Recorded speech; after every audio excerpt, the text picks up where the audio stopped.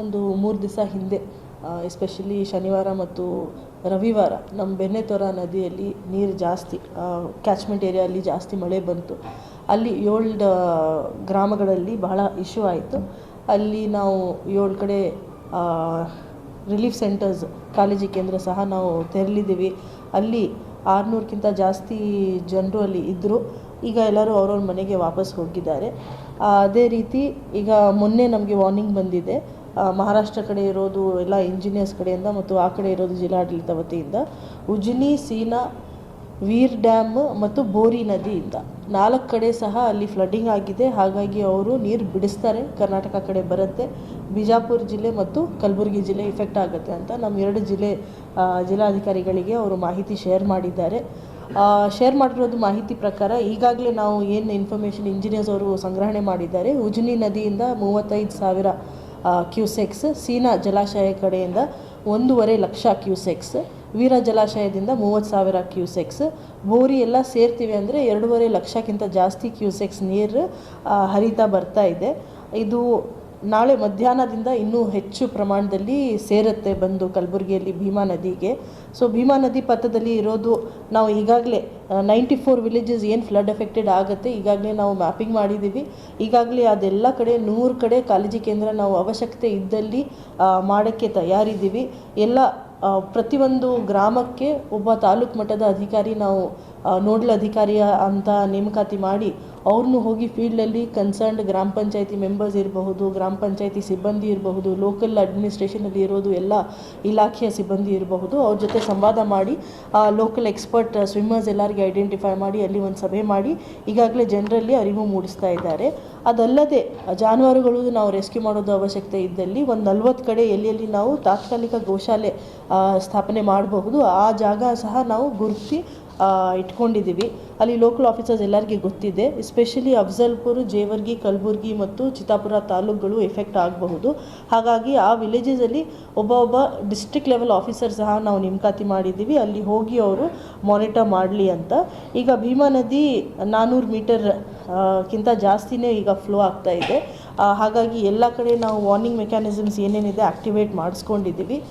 ಜೊತೆಗೆ ತಮ್ಮೆಲ್ಲರಿಗೆ ಗೊತ್ತಿರೋ ಹಾಗೆ ಮನೆಯಲ್ಲಿ ನೀರೆಲ್ಲ ನುಗ್ಗಿದೆ ಅಂದರೆ ನಾವು ಶಿಫ್ಟಿಂಗ್ ಮಾಡ್ತೀವಿ. ಅವ್ರ ಮನಪೊಲಿಕೆ ಮಾಡಿ ಜನರಿಗೆ ಸ್ವಲ್ಪ ಕೆಳಗಡೆ ಇರೋದಕ್ಕಿಂತ ಸ್ವಲ್ಪ ಹೈ ಲೆವೆಲಲ್ಲಿ ಇರೋದು ಮನೆಗಳು, ರಿಲೇಟಿವ್ಸ್ ಮನೆ ಇರಬಹುದು, ಫ್ರೆಂಡ್ಸ್ಗಳದ್ದು ಮನೆಗಳು ಇರಬಹುದು, ಅಲ್ಲಿ ಶಿಫ್ಟ್ ಮಾಡಿ ಅಂತ ಅವ್ರ ಮನಪೊಲಿಕೆ ಮಾಡ್ತಾ ಇದ್ದೀವಿ. ಅದಲ್ಲದೆ ಯಾರಾದರೂ ಅದೂ ಇಷ್ಟಪಡೋದಿಲ್ಲ ಅಂದರೆ ನಮ್ಮ ಕಾಳಜಿ ಕೇಂದ್ರ ಸಹ ರೆಡಿ ಇದೆ. ಬಹಳಷ್ಟು ಜನರು ಫೋನ್ ಕಾಲ್ಸ್ ಮಾಡ್ತಾ ಇದ್ದಾರೆ. ಹಾಗಾಗಿ ತಾಲೂಕು ಮಟ್ಟದಲ್ಲಿ ಮತ್ತು ಜಿಲ್ಲಾ ಮಟ್ಟದಲ್ಲಿ ಈಗಾಗಲೇ ನಾವು ನಮ್ಮ ಹೆಲ್ಪ್ ಲೈನ್ ನಂಬರ್ಸ್ ಈಗಾಗಲೇ ಆ್ಯಕ್ಟಿವೇಟ್ ಮಾಡಿದ್ದೀನಿ. ಜನರಿಗೆ ಮಾಹಿತಿ ಸಿಗೋ ರೀತಿ ನಾವು ಒಂದು ಇದು ಮಾಡಿಸ್ತಾ ಇದ್ದೀವಿ. ತಮ್ಮೆಲ್ಲರಿಗೆ ಗೊತ್ತಿರೋ ಹಾಗೆ ಆಗಸ್ಟ್ ತಿಂಗಳಲ್ಲಿ 1,05,000 ಹೆಕ್ಟೇರ್ ಕ್ರಾಪ್ ಲಾಸ್ ಈಗಾಗಲೇ ನಾವು ಡಿಕ್ಲೇರ್ ಮಾಡಿದ್ದೀವಿ. ಅದು ಜಾಯಿಂಟ್ ಸರ್ವೆ ಸಹ ಮುಕ್ತಾಯ ಆಗಿದೆ. 7 ತಾಲೂಕುಗಳದ್ದು ಪರಿಹಾರ ಪೋರ್ಟಲಲ್ಲಿ ಎಂಟ್ರಿ ಮಾಡೋಕ್ಕೆ ಅವಕಾಶ ಕೊಡಿ ಅಂತ ನಾವು ಬರೆದಿದ್ದೀವಿ. ಇನ್ನೂ 4 ತಾಲೂಕದ್ದು ಸಹ ಈಗ ಕಳಿಸಿದ್ದೀವಿ. ಹಾಗಾಗಿ ಆಗಸ್ಟ್ ತಿಂಗಳವರೆಗೆ ಆಗಿರೋದು ಲಾಸಸ್ ಜೊತೆಗೆ ಸೆಪ್ಟೆಂಬರ್ ತಿಂಗಳಲ್ಲಿ ಎಸ್ಪೆಷಲಿ ಹಿಂದಿನ 10 ದಿನದಲ್ಲಿ ಬಹಳಷ್ಟು ಹೆಚ್ಚಿನ ಪ್ರಮಾಣದಲ್ಲಿ ಮಳೆ ಬಂದಿರೋದು ಪ್ರಯುಕ್ತ ಮತ್ತು ನದಿಗಳಲ್ಲಿ ಪ್ರವಾಹದ ಒಂದು ಸಂದರ್ಭ ಇರೋದು ಪ್ರಯುಕ್ತ ಒಂದು ನದಿ ಪಥದಲ್ಲಿ ಇರೋದು ಗ್ರಾಮಗಳಲ್ಲಿ ಮತ್ತೊಮ್ಮೆ ಲಾಸಸ್ ಆಗಿದೆ. ಅದು ಸಹ ಪ್ರಾಥಮಿಕ ವರದಿ ಮಾಡೋಕ್ಕೆ ನಾವು ಅಧಿಕಾರಿಯವರಿಗೆ ಈಗಾಗಲೇ we have given them instructions. ಅವ್ರು ಈಗಾಗಲೇ ಫೀಲ್ಡ್ಗೇನು ಹೋಗ್ತಾ ಇದ್ದಾರೆ, ಅಲ್ಲಿ ಎಲ್ಲೆಲ್ಲಿ ಲಾಸಸ್ ಆಗಿದೆ ಅದನ್ನು ಅವರು ನೋಟ್ ಡೌನ್ ಮಾಡ್ಕೊಳ್ತಾ ಇದ್ದಾರೆ. ಇಲ್ಲಿ ಜೀವ ಹಾನಿ ಸಹ ಆಗಿದೆ.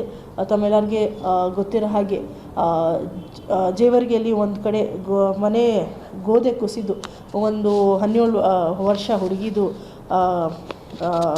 ಜೀವಹಾನಿ ಆಗಿದೆ. ಅವ್ರದ್ದು ಪರಿಹಾರ ಈಗಾಗಲೇ ಕೊಡಲಾಗಿದೆ.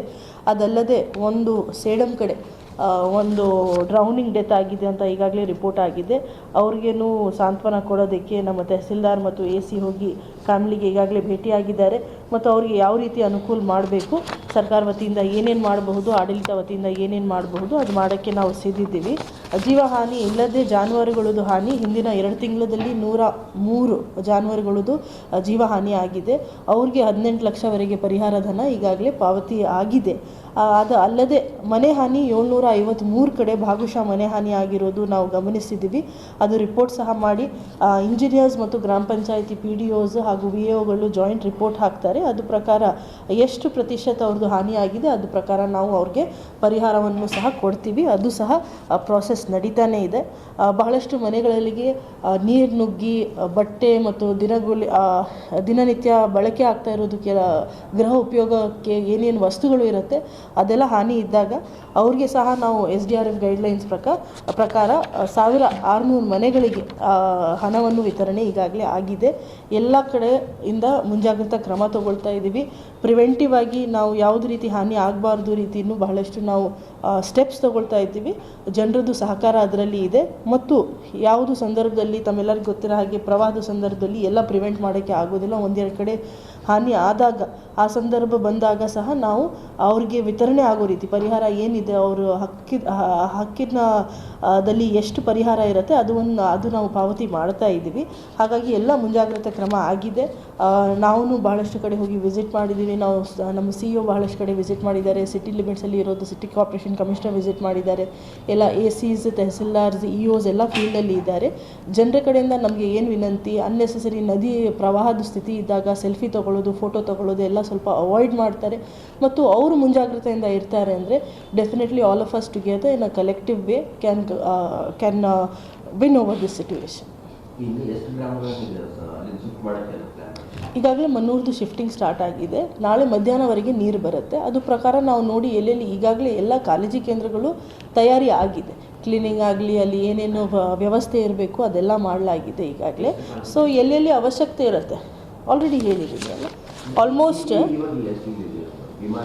90 ವಿಲೇಜಸ್ ಐಡೆಂಟಿಫೈ ಮಾಡಿ ನಾವು ಇಟ್ಕೊಂಡಿದ್ದೀವಿ. ಭೀಮಾ ನದಿಯಲ್ಲಿದೆ. ಈ 4 ತಾಲೂಕುಗಳಲ್ಲಿ ಈಗಾಗಲೇ ಐಡೆಂಟಿಫೈ ಮಾಡಿದ್ದೀವಿ. ಯಾವುದು ಹೈಲೈಂಗ್ ಏರಿಯಾಸ್ ಇದೆ, ಶಾಲೆ ವ್ಯಾಪ್ತಿ ಇರಬಹುದು, ಯಾವುದಾದ್ರೂ ಭವನ ಇರಬಹುದು, ಯಾವುದಾದ್ರೂ ಚೌಲ್ಟ್ರಿ ಇರಬಹುದು, ಈಗಾಗಲೇ ಐಡೆಂಟಿಫೈ ಮಾಡಿ ಆ ಪಟ್ಟಿ ಎಲ್ಲ ನಮ್ಮ ಲೋಕಲ್ ಆಫೀಸರ್ಸ್ ಕಡೆ ಇದೆ.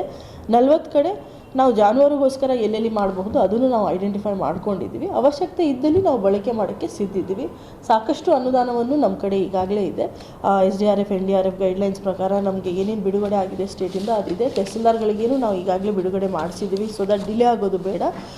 ಮಾನ್ಯ ಸಚಿವರು ಆಗಲಿ, ಎಲ್ಲ ಮಾನ್ಯ ಸಾಂಸದರು ಆಗಲಿ, ಎಲ್ಲ ನಮ್ಮ ಶಾಸಕರು ಆಗಲಿ ಅವ್ರನ್ನೂ ಸಹ ಸಹಕಾರ ಕೊಡ್ತಾ ಇದ್ದಾರೆ. ಅವ್ರನ್ನೂ ಹೋಗಿ ಫೀಲ್ಡ್ಗೆ ಎಲ್ಲ ವಿಸಿಟ್ ಮಾಡಿಸ್ತಾ ಇದ್ದಾರೆ. ಎಲ್ಲೆಲ್ಲಿ ಸಮಸ್ಯೆ ಇದ್ದಾಗ ಅವ್ರನ್ನೂ ಅಧಿಕಾರಿ ವರ್ಗವ್ರ ಜೊತೆ ಸಂಪರ್ಕದಲ್ಲಿ ಇದ್ದಾರೆ. ನಾವು ಎಲ್ಲರೂ ಸಮಾನಾಗಿ ಒಕ್ಕೂಡಿಸಿ ನಾವು ಈ ಒಂದು ಸಿಚುವೇಶನ್ ಮೀರಿ ನಾವು ಜನರಿಗೆ ಅನುಕೂಲ ಆಗೋ ರೀತಿ ಆಗಲಿ ಅಂತ ನಾವು ಒಂದು ಪ್ರಯತ್ನ ಮಾಡ್ತಾ ಇದ್ದೀವಿ. आज की खबरों का विशेष प्रस्तुतिकरण कलबुर्गी के अवधीज पुष्कर मल्टी स्पेशलिटी हॉस्पिटल की तरफ से। सेहत की दुनिया में एक विश्वास का नाम पुष्कर मल्टी स्पेशलिटी हॉस्पिटल, जहां मिलें आपको एडवांस टेक्नोलॉजी, एक्सपर्ट डॉक्टर्स और सेवा में समर्पित स्टाफ का विशेष संगम। हर पेशेंट के लिए पर्सनल केयर, हर परिवार के लिए भरोसा। आपकी सेहत हमारी जिम्मेदारी है। विजिट करें रिंग रोड, राम मंदिर सर्कल के पास, कलबुर्गी।